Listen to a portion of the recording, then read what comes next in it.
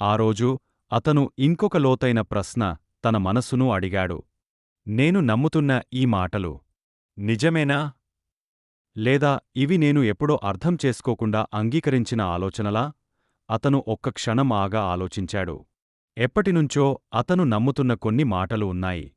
నేను అంత తెలివైనవాడిని కాదు. నాకు విజయం సాధించడం కష్టం. ప్రజలు నన్ను అంతగా గౌరవించరు. ఇవన్నీ అతనికి నిజాల్లా అనిపించాయి. కాని ఆ రోజు తొలిసారి అతను వాటిని ప్రశ్నించాడు. ఇవి నిజాలా? లేక నేను నమ్మిన కథలేనా? అతను తన జీవితాన్ని తిరిగిచూశాడు. ఆ క్షణంలో అతని మనసులో ఒక వెలుగు వెలిగింది. ఒక ఆలోచన నిజం కాకపోయినా దాన్ని మార్చుకోవచ్చు. అతను అర్థం చేసుకున్నాడు. ఆలోచన ఒక అలాంటిదే. వచ్చిపోయేదానికే. కాని మనం దాన్ని నిజమని నమ్మితే అదే మన జీవితాన్ని నడిపిస్తుంది. ఒక చిన్న అపజయం నేను సరిపోవు అనే నమ్మకంగా మారింది. ఒక మాట నువ్వు చేయలేవు అనే సత్యంలా మారిపోయింది. కాని నిజానికి అవి సత్యాలు కావు. అవి కేవలం ఆలోచనలు మాత్రమే.